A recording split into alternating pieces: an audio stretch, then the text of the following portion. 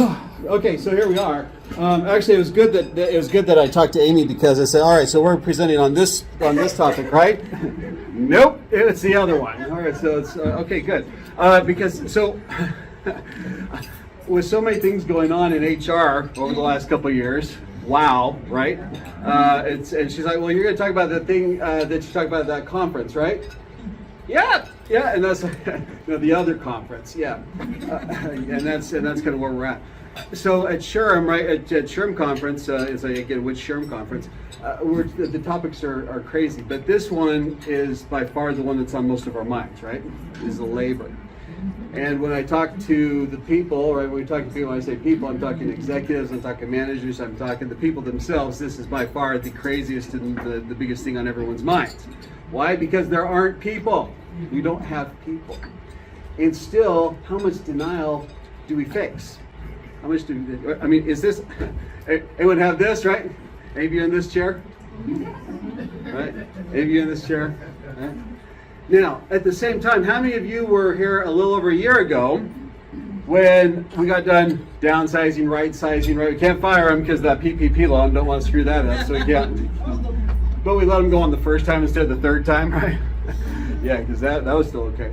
But we got done, and it was about what, March, April, and what do we say? We said, all right, now that we're through that, I strongly recommend we go hire them now. Have you had that conversation? Have you hear the audible laughter in the room? Yeah, after that laughter, what did we say when we said, all right, and I also recommend, hey, I see your sales demand because, hey, your sales demands are spiking. Why? Because they have a year and a half full of cash in their pockets and they all want what we've got. Those of us in retail, production, whatever else, they all want it now and they've got cash and they want it go. But we're like, all right, so our sales are going and this is great. It's gangbusters. This is Disneyland. And so these are going up, and so everybody in sales, everybody, the C-suite is going crazy. CFO is going like, this is super awesome. And we in HR are going like, yeah, we're at like 80% staffed to what we were before because we all right-sized. And we're saying, look, here's what the projection says. Projection says, not only should we start to hire right now because we all see what's coming up, because we all know the shortage. Not only is the shortage, and it's not the pandemic's fault, is it? This has been coming for a long time. We're going to talk about this. This has been coming for a long time, and we've been telling you it's been coming for a long time. It's not the pandemic's fault. The pandemic just accelerated some of this. We've been telling you it's coming. And they're all thinking, well, hey, we just laid people off, so just like every other cycle, you just go pick up who you want when we want. So we told them we need to go pick up talent right now, so we just got rid of them. Why do we want to pick them up? And by the way, I need 6 months lead time. 6 months? What are you talking about? Because in the past, what? I throw out an application and in 3 days I'll have 100 resumes, right? And I tell them, no, I need 6 months. What are you talking about? It's going to take me 3 months if I'm lucky to get them in, and it's going to take me another 3 months to train them up to the level of proficiency that you need them at. Why? Because these folks are not going to be at the same caliber that you are used to hiring them at. Huh? Yeah, that C-suite, huh? Y'all have that one? And laughter is audible. Year later. Why can't we hire anyone? Because a year ago you didn't let me hire anyone. Y'all, anyone in that spot? And you're biting your tongue saying, I told you so, and you're not gonna say it. It's because we're HR and we're nice.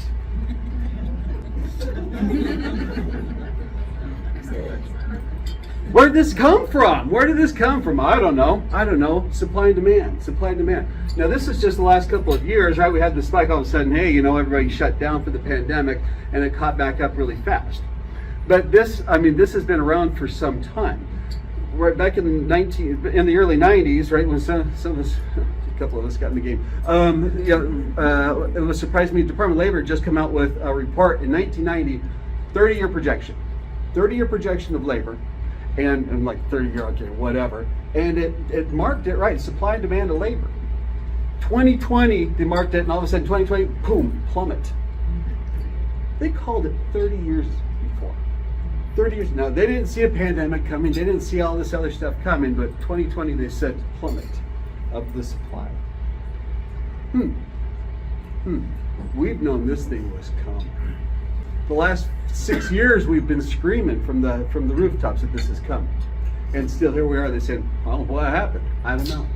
Now the previous solutions is we'll just throw a bunch of cash at it. How's that working for us? That may have worked initially, right? Last year we got cash flying everywhere, but everybody's been dancing, everybody's been moving around and doing the shuffle. But now they've shuffled and there's still nothing out there. And that's the case. And here we are. So, the question is, now what? Anyone playing whack-a-mole? We've been playing employee whack-a-mole for a year. The one where your best employee says, hey, I got a job offer. Match it or I leave. And you have to make that decision. You want to keep them? Maybe, maybe not. And you say, oh, we don't need them, and then they leave, and then you realize we should have kept that one.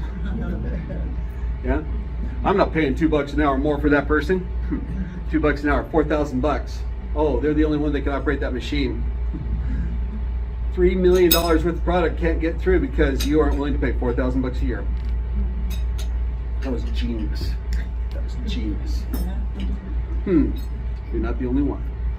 So trends, trends. Where this kind of, how do we get here? I'm just spend a little bit of how we get here because we're all living it, and so I'm not going to dwell on this too much. Okay, I am. Just we'll have some group therapy together for this. So how do we get here? Where are we at? What's it looking like?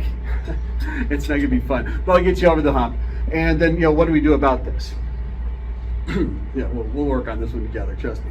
Let's start here. So where did this come from? Let's start with item number 1. We stopped having babies in the 90s. We stopped having babies in the 90s, folks. That's it. Right? That's it. So whoops, that's it. And the current group of young adults are not going to have any more kids than the last one. That's it. We have a population replacement challenge. Bottom line. We have a group of people that are retiring, and the next group is not enough to fill it. Period. End of story. That's part 1. So this baby bust, right? We stopped having babies in the 90s, fast forward one generation, and guess what? Here we are. Now that's the basic math. That's the simple math. Let's complicate this. Item number 2, we have the pandemic push out, right? We all told everybody to get out. What did you think was happening? They're all going to come back? No, of course not. Daycare challenge. 1.5 million moms left because they can't find daycare. At least half of them aren't coming back, right? Y'all know that. We all feel that, right? How many daycares closed, and then they can't get started back up, mostly because of regulation, cost. Can't find people to come take care of it, right? And who wants to come work at daycare when you can go work at McDonald's? They're advertising what, $16 an hour? Daycare wasn't paying that much. Immigration, we shut off the border 6 years ago. Shut it off. We were trickling down before that, but we have a whole lot of jobs that, well, we're protecting American jobs. We weren't taking those jobs, right? So we have all these other jobs that they're not being filled, so we have that challenge. That's not going to be figured out anytime soon. Retirement, yeah, we had the silver tsunami that was going on. That hasn't stopped, but we also had an acceleration because what we didn't see was 1 million extra people retiring during the pandemic. And that accelerated trajectory hasn't slowed down. So we're not just on the silver tsunami, but we're at the accelerated rate. Why? Because they can. They're saying, this is crazy, I'm out of here. So we have that going on. The work ethic, this is not just another round of those darn kids. You all see it, you all know it. I mean, they're good, they're ghosting us, they go on break and they just don't come back. Right? And you know what, they can. Because they're gonna walk down the street if they decide to. They're not gonna walk. They don't know how to walk. They're not going to walk. They're going to Uber down, or they're just going to sit on the couch for a month until they decide they're out of beer money, and they're going to go work until they get some more beer money, and then they'll ghost them and go on to the next one. Why? Because they can. Then gig workers, 2.5 million left to go do gig work, and at least half of them are not coming back. Why? Because they make more at the kitchen table or out of the garage, right? I mean, before the pandemic, at least 40% of all workers had a side gig. At least 40% before the pandemic were gigging, right? Uber, Lyft, Fiverr, something like that. 2.5 million left, and at least half of them are not coming back to the workforce. And then the Great Resignation, we say, oh, good thing that's behind us. No, it's not. We still have at least 4 million people a month resigning. And if we don't figure some things out now with the way things are going, The talk on the street is that the Great Resignation was just a warm-up, starting this fall. Yeah, it's gonna get dicey. So it's like, thanks, Wade. That's great. That's woo! All right. Pass out the Xanax. All right. Awesome. Oh, I'm not done yet. Hey, Tim? Can you speak to why they think it's just a warm-up? Yeah, because once they're jumping ship, right, and they go over, and we'll talk about this a little bit in some of the whys. Once they jump ship to the next place, right, because the grass is always greener, that's just spray paint on the grass. Yeah, they go over there, and we'll talk about this a little bit. But they go over there once they figure out that's just some spray paint. They're going to go to the next one, and the next one, because they can, and usually they make more money on the jump. They make more money on the jump. So now most people who are running the projections are only running them out about 8 to 10 years because they're all sitting around and going like, I'm not going to project this thing out further. You do it. No, I'm not doing it. But Bain and Associates went ahead and made the jump, and they projected out 20 to 30 years in advance. And so they said, hey, just on average, right, if we do a steady economic growth, 3 to 4%, right, highs, lows, whatever, normal stuff, 3 to 4% economic growth. That's a good steady economic growth. And just general expansion. That's where it's going to be at. Population, maybe. All things being equal, if we get immigration back in a little bit because it's not going to come internally, maybe we'll have 11 million more in the workforce population. Maybe. Okay, over 30 years, that's not a lot of people, right? Not for 350 million, almost 400 million people in the United States. That's not a big push. So essentially, we have a flat population in the workforce. Okay. Here's the challenge that we also have that's going to complicate this. The big challenge is talent capability. Talent capability.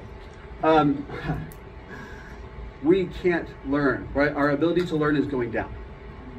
The ability, and you've seen this, the ability to learn, critically think, problem solve, that learning capability is going down. Yeah, the smart people are getting smarter, but on a whole, most people aren't able to learn, aren't able to perform, they're not able to do. We've been handing it to them so easy that they haven't learned how to learn. You want an answer? Go to Google. You want to do math? Do the calculator, right? You can't do math in your head. You can't do this in your head. You can't learn how to learn. And so the ability to learn has gone down. And the trajectory is getting worse. It's actually on a downward slope of the trajectory. And so even if we had enough people to meet the demand, we don't have the skill set or the talent or the capability to get there on the current trajectory. All things being equal. All things being equal, which is the key to all this. That's the key to all this. All right, better double dose that. All right, back to the original question. This sets us up for the rest of the conversation. How are you going to solve the problem today? This gets us to the Covey principle of the day. The Covey principle of the day is you can't cram the harvest. You can't get to September and say, oh my gosh, I forgot to plant the field. Right? You can't just say, let's hurry and go plant the field really fast and let's spring this up so we can harvest at the 1st of October. It doesn't work that way. Now, some organizations saw this coming, right? We saw this coming, and they've been practicing, they've been doing some things, and they've been working it well. I call this the 10, 20, 50, 20 rule. We're doing, it's another Wadeonomics again. It's like, yep, it's 100. Okay, so about 10% of organizations have caught on and figured this thing out, and they've been actively working on this. That's the 10% have been trying some new things out, moving ahead, doing some stuff. You want to pay attention to those 10% because they're going to be around. They're going to stick around. There's another 20% that have caught on that things aren't right. It's not the same.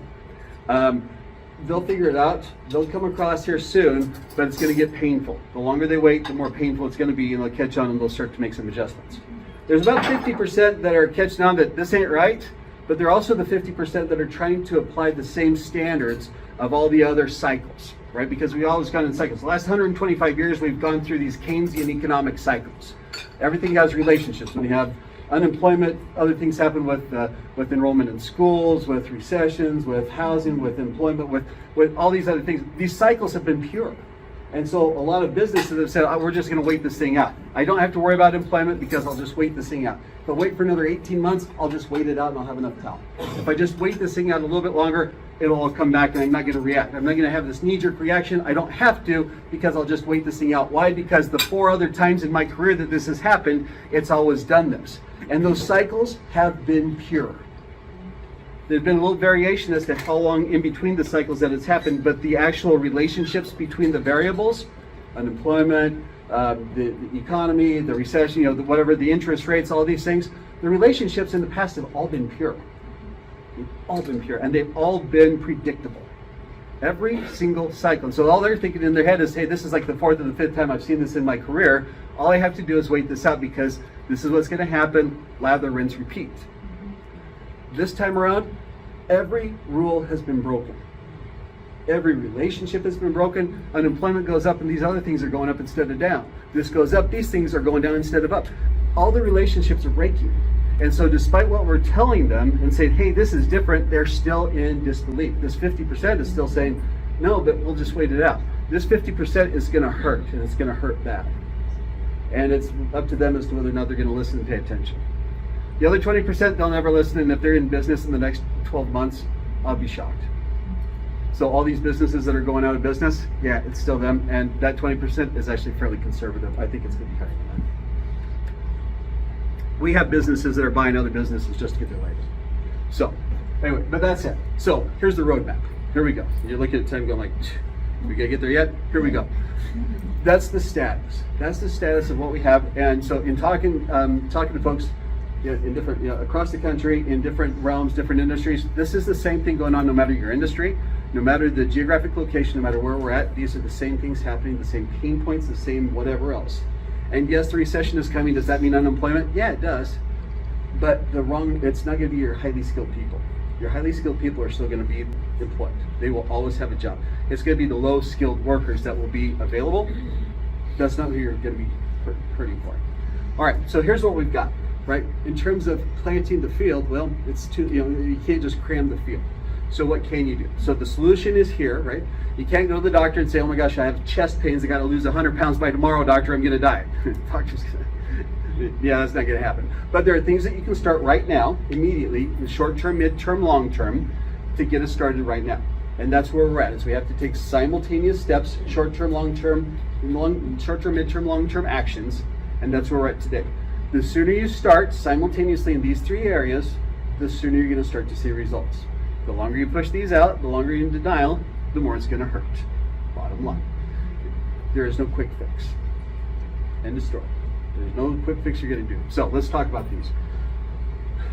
You're going to be like, we don't have enough time to cover all these. That's right. I have some choices. I could either take one in each category and define them and work on them in depth, or I could give you a scatter of these things and you can make up your own stuff. I decided to take the scattered approach. All right, because you're all smart people and you can apply them differently. So here's what you're going to do, and I'll post these. I'll make it available, Amy, so you can send this out to everybody on your slides. So let's talk about some things in short term, mid-term, long term, and I'll run through these. So yes, some of these will have a little bit more than others, but I'm going to blow through them fairly fast. And you can use your imagination. Some things will apply more to others, and that's okay. You need more on any of these, give me a call later. All right, short term, let's talk on these. First things first, right? We talk about retention, it's like, oh my gosh, I didn't take notes. I know, I got it. It's gonna be like that, like for the next 40 minutes. It's gonna be great. All right, retention. We're gonna talk about keeping your employees. I'm gonna talk on each of these, so don't worry. I'm gonna flip the slides here just before you're done. Retention, keeping your employees. Culture is about making them actually want to stay there. And redefining work is about doing work differently. And then here, when recruitment, then we get finding what you need. Most people are going to flip this around and start backwards. That's the wrong thing. Stop recruiting first. We're going to do this in reverse order. Okay, so with that in mind, let's figure out why we're going to do this in reverse order. Should we stop recruiting? No, don't stop recruiting, but understand that recruiting is not your top priority. That can't be your top priority. Let's figure out why. All right, first things first is retention. You got to answer some questions before you go any further. First question to answer is, why should anyone come work for you? But also, why should anyone stay with you? If you haven't asked this of your C-suite, you should. and remind them that this is not a rhetorical question. Oh, I did this. It's uncomfortable, it's great. If you don't have an answer for this, your employees don't have an answer for this. If your employees don't know why they should stay with you, they won't. Why should anyone stay with you? And then when you use it for recruitment, why should anyone come to work for you? Basic question. But if you don't have the answer, you're not gonna. So when we talk about products and services, you talk about competitive advantages. So what's yours when it comes to you being an employer? We talk about unique selling propositions or unique value props. What's yours as an employer? What sets you apart? If you don't have an answer for these, your employees don't have one either. So yeah, this works for retention and recruitment both. But if you don't have answers to this, neither do your employees. So here's the dealio, right? This has to be the number one strategy of your business. I don't care what your business is. I don't care what you make, what you sell, for profit, not for profit, government. I don't care what you are. I don't care what your business strategy is. Retention has to be the number one strategy, not the number one HR strategy. Retention has to be the number one business strategy of your organization. End of story. If it's not, you're screwed up. Is that too harsh? Might have been. Let me rephrase it a different way. If it's not the number one business strategy, you're screwed up. Yeah, okay, that sounded better. All right. You gotta know why they're leaving, why they're staying, and what they want, and give it to them. Does this mean that we're held hostage? Yeah, kind of. It is what it is. All right, let's talk about the culture, why that comes in next. Culture means what? How we do things around here. If that's not set straight, it doesn't matter what you promise them for your current employees, doesn't matter what you promise them to come work for you. When they come in through the front door, they're gonna find out whether that grass is greener stuff is just spray paint. If it's just a facade, they're gonna find out fast. Why? Because they're gonna start talking to your employees. Your current employees are gonna find out, they're gonna realize, hey, you know what, our management's not talking to us, they're not transparent, we don't know what the company's future is. And they want to know. They want to know, am I going to have a job here in 2 years, 3 years? Is there a future here? They want to know that stuff. And if you don't share it, well, we've never had to share that before. Doesn't matter what you had to do before, the rules have changed. Well, I'm the CEO, I don't have to share that. Then don't. Just don't be shocked when they're not here tomorrow. They need to know this stuff, right? So, when the employees come through the front door, you got to deliver on your promises. But to your current employees too, you got to deliver on the promises there. How many times do you promise these great big bonuses for people to come join your company, but then you don't take care of your current employees? $10,000 to come walking through the door. The current employees are going like, what, do I have to quit to get $10,000? Where am I at? No, I'm sorry, I don't have $10,000 for you. I've been here for 25 years. Yeah, no. Bye. That's happening. That happens. Also we have to keep in mind the 5-day rule. The 5-day rule. New employees coming in through the front door. When you buy a used car, I don't care how much you have that car checked out. When you drive that thing off the lot, what are you doing? You're listening. Every single noise, bump, whatever, hiccup, because you want to confirm that you made the wrong choice. That you bought 11, right? Employees are doing the same thing. They're doing the exact same thing. When they come on to work for you, they're checking you out to say, did I make the wrong choice to come work for you? For about 5 days, they're going to decide, do I want to stay? Do I keep my LinkedIn profile up as looking? Do I keep my resume on Indeed?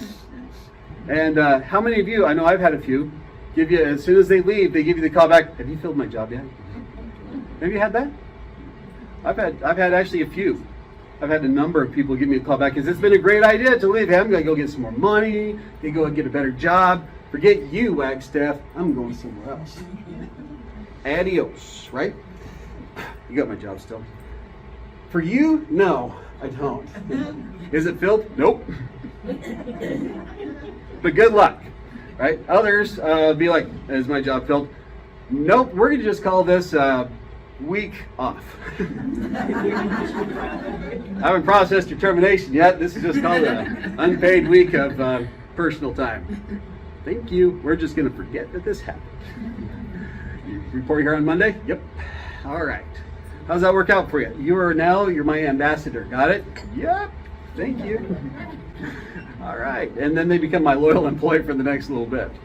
And that happens. That's okay. Because why? Culture does matter. Culture trumps pay. Culture trumps pay. The person left for 30% pay increase and a great job title. That's great.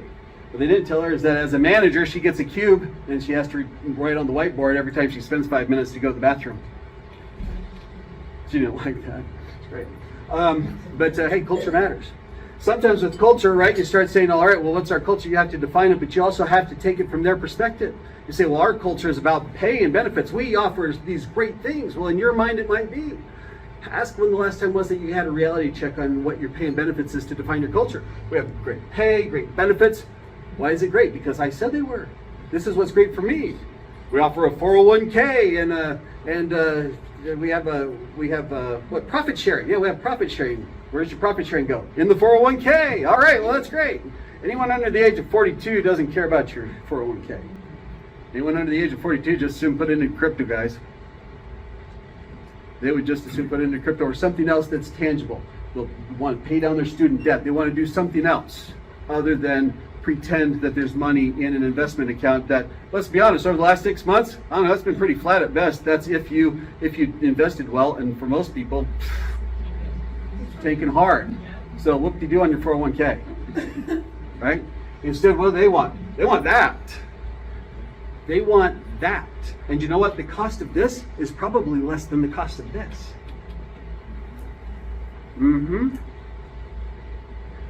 They want continuous growth. They want to have a say in the company. They want this kind of stuff. They want purpose. They want significant tasks. They actually want you to hire them for what they can do and have you do that and let them do it. Hire good people and get out of their way. That's what they want. They want to make a difference. And we don't. Instead, we hire them and said, you know what, you're going to sit in the corner over there for a bit. And then they rot. That's what we do. Do you think that's strictly a generational mindset, or do you think that this has transcended generations for what people are looking for? This is what we've always wanted, and we've just been quiet about it. I think the boomers have been told to show up to work and be quiet and shut up, and that's what you've adapted to. I think we in Gen X, we were just breaking the rules, and we've just adapted, flowed a little bit as Xers. The millennials, they've always wanted this, and they've been flowing towards this, but the Gen Z, they said, if you don't offer this to me, screw you. And we're just not going to put up with you. And so I think deep down inside, we all want this.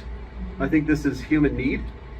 And I think anybody under about the age of 45 is just done with it and saying, this is what we want, this is what we demand, and we can demand it. And everybody else wants it. Everybody else wants it. Now they're just getting it. All right, another thing that we need to start taking a look at is how we redefine work, right? We need to redefine work. And this is something where we have to be a lot more nimble about it. In the past, we say, all right, I have a team of 4 people, I have a vacancy, so what do? Pull out the job description, throw it out there online and say, this is what I need. And here we go, and we wait for 6 to 8 weeks. Oh my gosh, I can't find anybody. Why? Because that job doesn't exist. Now is the perfect time to take a step back and say, you know what, instead of saying I have a team of 4 jobs, instead what I have 4 people performing 100 tasks. 100 tasks, 100 competencies, 100 whatever else. Now's a perfect time to take a step back and say, you know what? What can I eliminate? What are we doing that we shouldn't be doing? Right? Why are we doing it? Because we've always been doing it. What can you eliminate? What can you automate? And you automate the heck out of it. What can we delegate? What can you outsource? And what can you push down to the lowest level so you don't have level 3 people doing level 1 work? And then when you get all done, then what can you consolidate? So that in the end, you know what? Maybe you have the highest paid people doing the highest paid work and the lowest paid people doing the lowest paid work. In the end, you may not even need that 4th job. You may not even need that job in the end. Did I just eliminate a job? No, you just don't have to replace one because you can't find it anyway. But if you do need that job, then you have somebody, because now you have a lower skill set, you have a better chance of finding someone who could fill that job, and you have a better shot. Now's the time to redefine work. This last week, we've had 2 cobots coming into our place, collaborative robots, helping us well. In the past, you say, well, you're going to automate to get rid of jobs. Now we're talking about how do we bring in automation so that we can keep the doors open. And so these cobots are so simple, you don't even have to know how to program. They're to help us well. And so to experiment with this, we took recently, a guy just graduated from high school this year. And so he doesn't know anything, right? He has a little bit of welding experience, but he's our welder tech. Not a welder, not a welder. He is not a welder. And we said, you know what? We're not going to do this. We're not going to overdo this. We're not going to over-engineer this. Like, here's the instruction manual. You go do this. And I want you to prep the demo. And he had one day. And so I tapped into him with my academy that we're doing. I said, can you give us a 15-minute demo? In 15 minutes, he was able to show us how he programs this welding robot to do 4 welds. Straight weld, a complicated weld. He welded this cylinder to a base, right? And another one, complicated welds. In 15 minutes, he's able to do all 4 of these things. And you look at these things, they're precision welds. You don't have to grind them. You don't have to clean them. These are the best welds you've ever seen. This kid, 18 years old, no experience, was able to facilitate it like that. It's better than my welder 3s can do. Am I going to replace the welder 3s? No, absolutely not. Right? The welder 3s do other things. But on these kinds of jobs, that welder tech I can hire for what, 20 bucks an hour, 19, 20 bucks an hour, and I can do $35 an hour work with the help of this cobot. That cobot, is it expensive? 80 grand. Doesn't come on sick. Or ghostly. But also by breaking this down, then it's going to help me with recruitment, because now I know exactly what I need, and I can help define that and help find these people. Okay, at each step of the way, then I can help them know what I need, help them what I want. When they come in, then I know what I'm training to. Okay, these are some pieces and parts that I can do with retention. I can retain, I can manage the culture, I can redefine work, and then I can recruit more effectively. These are some steps that you can take in the short term to help you out right away. It's like, I know I took a little extra time on that piece, but it'll get faster. But anyway, just some examples. All right, midterm things. All right, first things first, we're going to talk about leadership, work format, automation, upskilling, and upgrading. I'm not going to take nearly as much time on each, so here we go. Let's pick up the pace a little bit. All right, first things first, your manager. Culture and managers are the 2 reasons why people leave. They'll tell you pay because it's an easy conversation. Leave it for pay. All right, see you, kid. But manager and pay are the 2 biggest reasons. Number 1 reason, your manager is the company.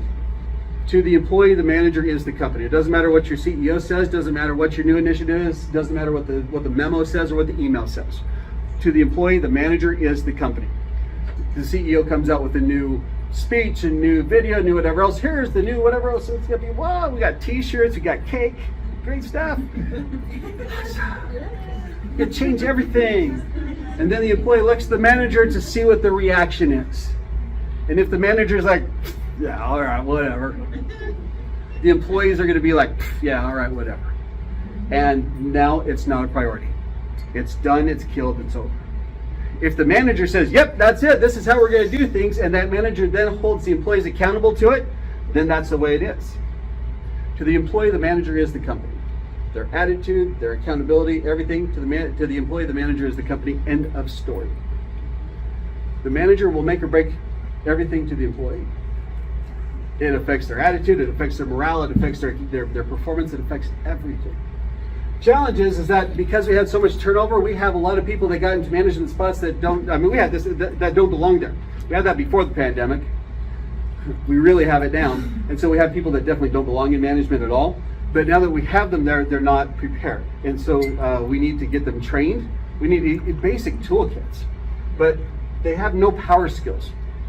We call them soft skills, but this sounds better, right? I don't have no soft skills. We're in manufacturing. That sounds too soft.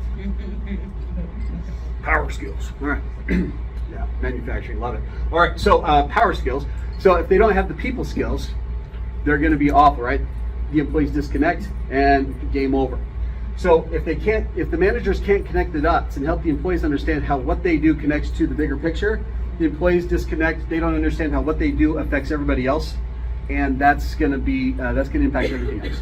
If the manager can help the employee understand, look, what you do affects the person down the road and up the road. If you don't work fast enough, it clogs everything up, and we have a bottleneck. If what you do becomes sloppy, and we have to come back and redo it, not only do we have a cost involved, but you're also going to slow it up because now we have to pause, redo it, and that gums everything up again. It's bottleneck. Manager can help with that. Manager's going to coach them, going to help them, going to improve their performance. Manager has to connect the dots. Manager needs to have business know-how. The manager needs to understand how everything works together. And a lot of times we may help them with some basic essentials of management, but we don't train them on things like operations management. How does your business work? Does your manager know how your business works? Does your manager have the ability to call the other department and say, hey, Joe, we got to talk because what your engineers are sending us right now, that doesn't make sense. Can they get together and go fix some stuff? That's what we're talking about. So your leadership needs to work in order for the whole thing to flow. I call this midterm because you're not going to change this overnight, but you have to address leadership. End of story. Now, maybe you're going to talk about, maybe it's not a one-size-fits-all. You'll get some group sessions, whether it's small sessions, in-class sessions, on-site, out-of-site, whatever it is. Incorporate self-study, have some guidance there, send them to school, do whatever you need to take. It's going to be a multifaceted approach. Get mentoring involved. People who do it best, get them set up. Every good manager that you have should be mentoring at least one or two other leaders and managers. And then the accountability is key. If you don't hold them accountable, it will never work. These are some pieces and parts, moving along, going along, just because it's that kind of thing. I'll send it to you. All right, strategies. Work format. We've had a lot of talk about, hey, the pandemic's over, get your butt back to work. Yeah, survey says if it's working out the way that it is, don't wreck a good thing. Before you bring them back to work, to the workplace, ask yourself why. Now, if it's a customer interface thing and the customers come to your workplace, okay, I get that. But even then, if what they're doing is working well and they perform well at home in their environment, ask yourself whether you want to mess with a good thing. If it's because, well, I need them to engage with the team, I need that flow, I need something from happening, okay, talk about hybrid. What does hybrid look like? Does something else work? But just because, butts and seats is not a metric. But just keep that in mind. That flexibility is something that we've asked them for the last 2 years to adjust to our needs, to get out of the workplace, but still perform. I need you out of here, but still meet your metrics. We've asked them to conform for the last 2 years, change their lives, change the lives of their kids, their families, their dogs. And now we're saying, okay, time's over, flip it back. Before you do, ask why. Okay? Chances are, don't break a good thing because they'll just quit on you and go somewhere that'll let them have the flexibility. Next thing is automation. We'll take this from two perspectives. One is HR and one is the business. Okay? Automate, automate, automate, and then you're going to be about ready to automate. Okay? The better you can free yourself up, the more you can go do the real stuff of your business. HR, I've talked about this multiple times, but free yourself from the stuff so you can go do real HR work with your people. I cannot stress this enough. When you can get rid of the admin part of HR, then you can go deal with the people and the practices and the leadership part of HR. Trust me, for 25 years I was looking for HR Zen, for admin Zen, finally. But when you can free this up and you can get it under here, when my managers can do all their stuff on their phone, when payroll can run payroll on their tablet, I mean, seriously, I don't deal with this. And when we find something that we haven't automated yet, we automate it. We do, because I don't want to spend any more time than I have to dealing anything with admin. We automate the crud out of it. That's a technical term. And then we find another way to streamline it. Do it, it's worth every penny. And if your current system is awful, take it out back and shoot it as fast as you can and get a system that works. I shot mine. I mean, found one. It's like, they had a lot of promise. They didn't work. And I was still paying on that horse, and I took it out back and shot it because that horse didn't plow. Yeah. Oh, sorry. Does that come out loud? Oh, darn again. But even in the business, I talked about the cobots, but do it. Upskilling. With the new technology, you're going to have to make your employees keep up with it. You have to have them keep up. It helps them to grow and develop. That's a need that they have. It helps them feel relevant. It meets their need, but you also need to make sure that they keep up with the times. Keep them upskilled. But then comes what I call upgrading. You're not going to be able to find on a consistent basis those people who you're used to finding out there in the marketplace. Find them low, bring them in, grow them from within. Colmac Coil up in Colville figured this out a long time ago. They're not gonna find high-end welders who are gonna go move to Colville. So they find people with a good base qualities, they hire them and they go run them through their 6-week program. And they become skilled coil welders. They have a high retention rate. It's been working for years. That's the way we're gonna have to start doing. That's where we're moving towards in manufacturing, and that's what we're looking at. Those are your midterm solutions. It has to happen right now. You have to start working on these things. It's going to take more than overnight, so that's why I said midterm. All right, I know, it's like more solutions. Yeah, I know, we're blowing through, but this is the kind of stuff we're talking about. I promise these ones won't take as long, but I need to introduce these longer term solutions because these are going to take a bit longer, but these are more necessary because these are the ones you have to start working on. Now, this is planting your crops. Number one, internally, you got to start working on some things. All right, I'm going to just point out 1 or 2 things here. Your succession planning. If you did succession planning about 3 years or longer ago, throw it out because it's useless.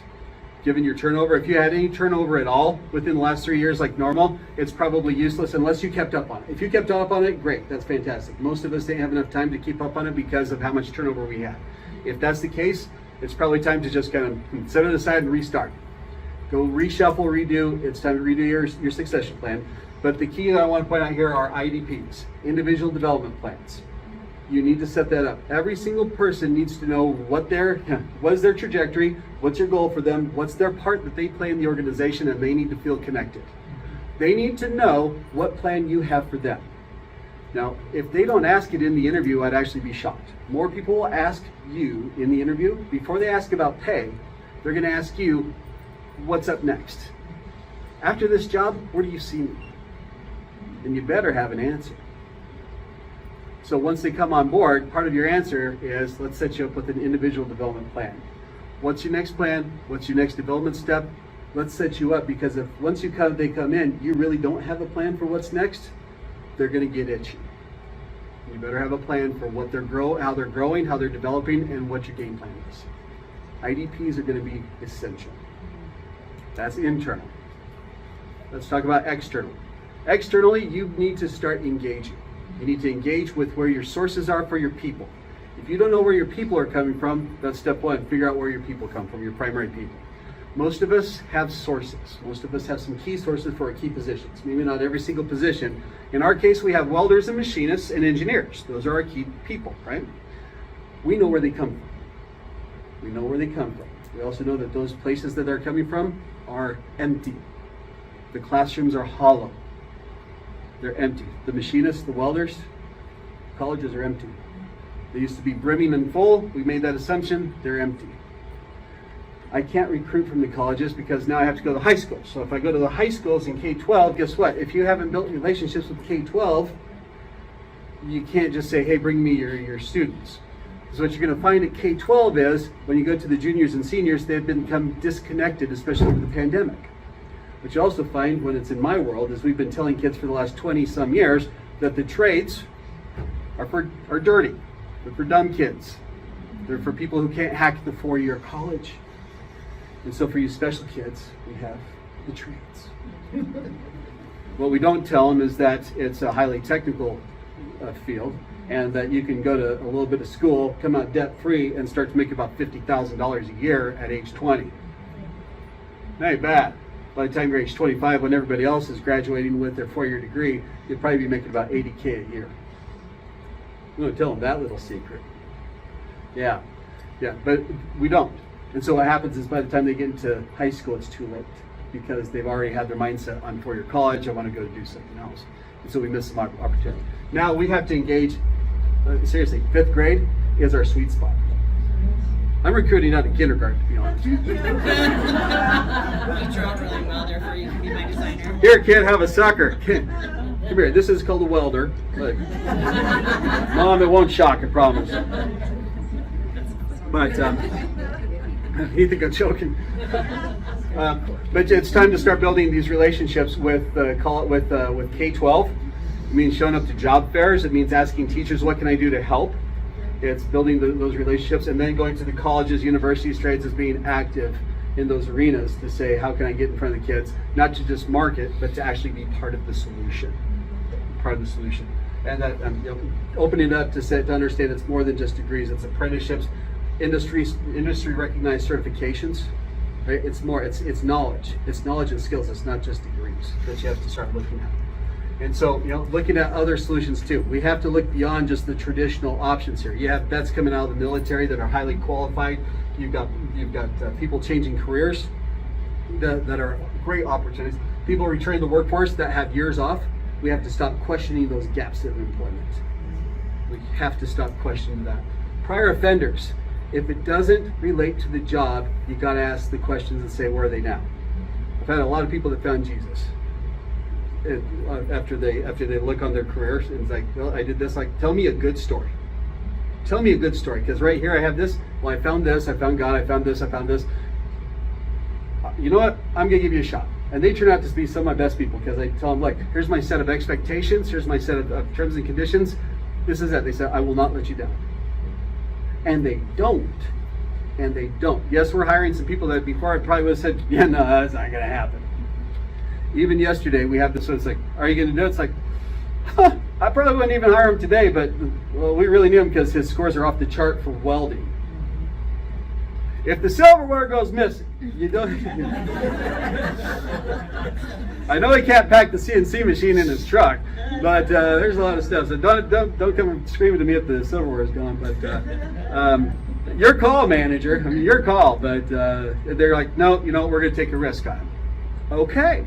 Okay, but those are conversations we're having, but we're taking some risks because we are.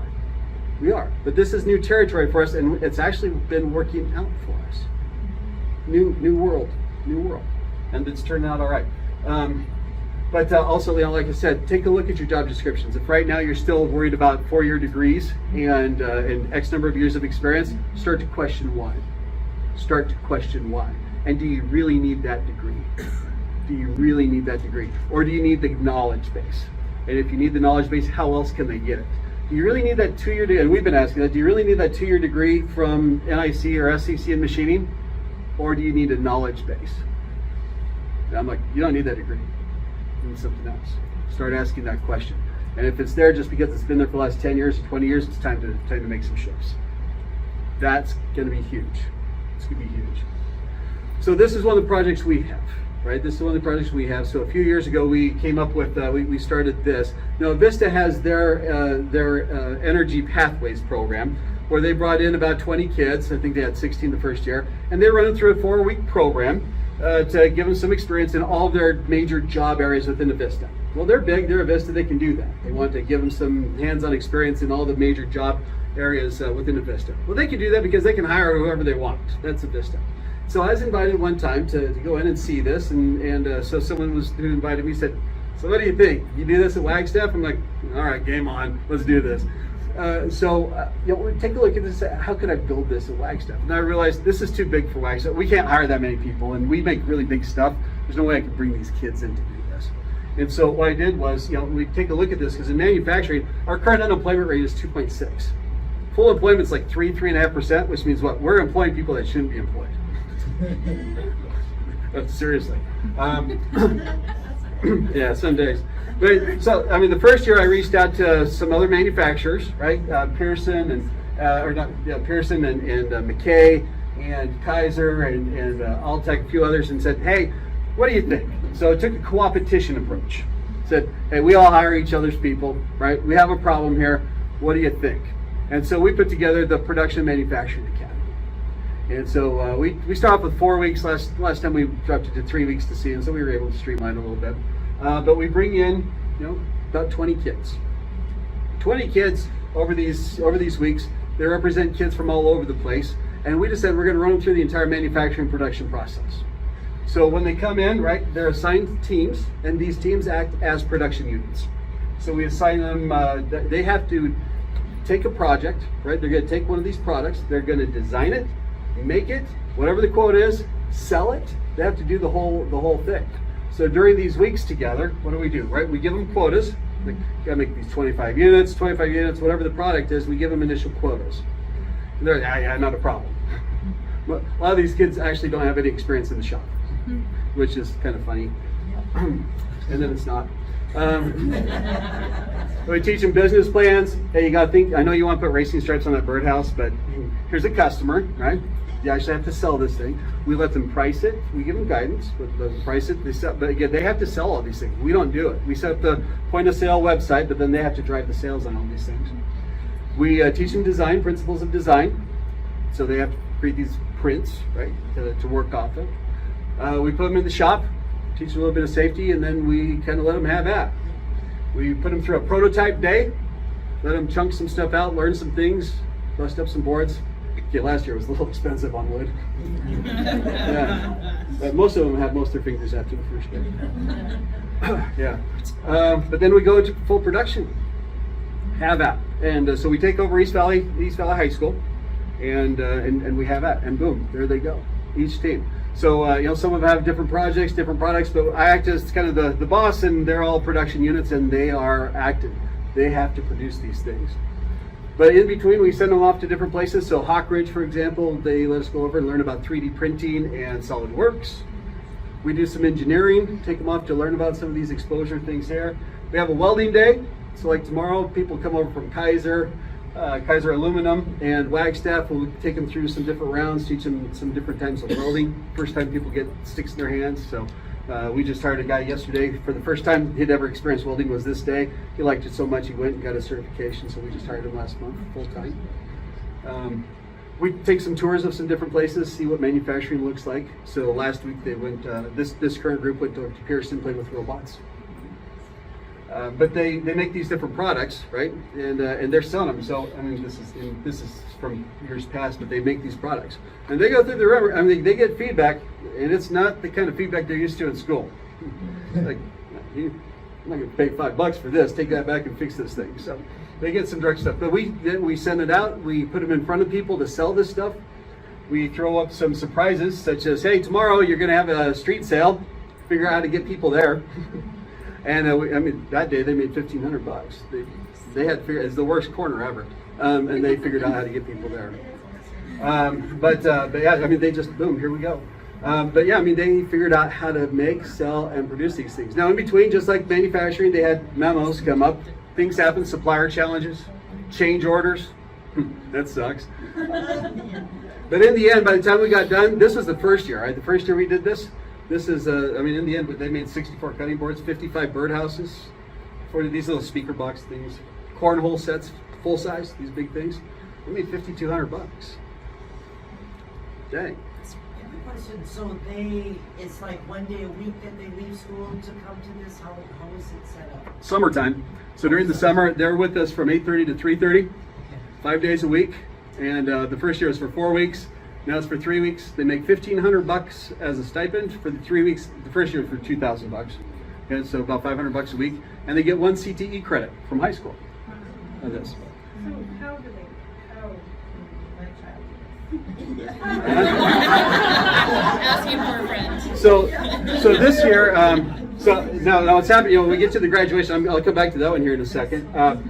This year, because of the funding that we have from the employers, right? The employers out there, we collect the money, and that's what gets us the stipends. That's what gets us the product, right? For the wood and everything else like that. The money itself, because I don't want to have to do the accounting on that, right? And so we just let the school have it. It's like, you do it, it's charitable donation. It's going to cost me $5,200 to do the bookkeeping, right? So we just let the school keep it. That way it covers all the busing, all the people, the help, do some stuff, replace shop that we broke, all that kind of stuff. But then we do graduation. But then we usually have had enough in the end to fund a couple of scholarships. And then Spokane Valley Chamber, they have a foundation. They give away scholarships to SCC, or actually NIC, for any Valley kid who wants to go to production, and they offer scholarships as well. So this year we decided to do satellites. I was always challenged, can you get more kids in? It's like, can you do 2 of them? No. Can you do more kids? No. But we decided to do satellites. So we tried to do it with K-Tech. No one signed up for that one. Tried to do it with Cheney. Didn't have enough kids, so a couple of their kids came with us. But this year we're doing it with Newport High School. Can we do it with rural? So they tap in by Zoom. They have a production unit there. They have 3 teams. They're doing three units up there. And my team, we've got 22 kids right now. Five teams making 5 products. So that's what's going on right now. But through this, I mean, the whole goal of this was, is not, it's not about the kids. Right now, it's not about the 33 kids. Right? It's not about the 33 kids. It's about the momentum. What we've been able to gain, we had to take a year off with the pandemic. But it's not about the kids. It is about the kids. It's not about the kids. We've been able to create more conversation, more open doors with more people about CTE because of this than anything else. I've got more access to more schools, more access to anybody, anywhere about CTE because of this program than ever before. So our donations, whatever else, we created a momentum 4 years ago that hasn't stopped. It's only grown. And so we've had a lot of convergence, a lot of energy, a lot of things that have happened because we've created this momentum. So again, it's not just the program. It's not. It is the program, but it's not the program. There's a lot more momentum that came out of this, and that's the kind of program that we're talking about. So in summary, very short summary because I'm down to like 2 minutes. What this means for us as HR, this is what it means, is we need to step away from where we're at. The last while we've talked about being HR business partners. Understand that when we made that transition from personnel to HR business partners, I was there when Dave Ulrich was out on the road doing that. That was 25 years ago. 25 years ago that we've been talking about being an HR business partner. I don't care what model you're doing, 25 years is old. That's an old model. It's time, things have changed. It's time for a new model. This whole HR 3.0 is about coming to terms with where we're at today. As HR, we need to be a solution provider. This is not an HR problem. This is an everyone problem. And you need to take a leadership role because nobody else is going to do it inside your organization. You need to take charge. You need to be that leader. It takes a new mindset. So you need to be a business consultant. You're not an HR consultant. You are a business consultant. You need to take that business acumen and recognize and talk to them like a business. You're solving a business problem, not an HR problem. This is not a personnel problem. This is a business problem. And you need to take that mindset and step in that way. You need to MSU to GSD. Sometimes you got to make stuff up to get stuff done. You won't have the answers to most of this. You won't. So you're going to have to be creative and work with others to solve the problems. And then finally, there is not going to be a quick fix. And you've got to get that through their minds. There is no quick fix, but the sooner you start, the sooner you're going to get there, and the better it's going to be. And that's got to happen today. So anyway, a lot to take in. I do not apologize. But get the slides out. If you want more, reach out to me. Feel free to reach out. But anyway, I appreciate your time. And thank you. Appreciate it. Thanks, Amy.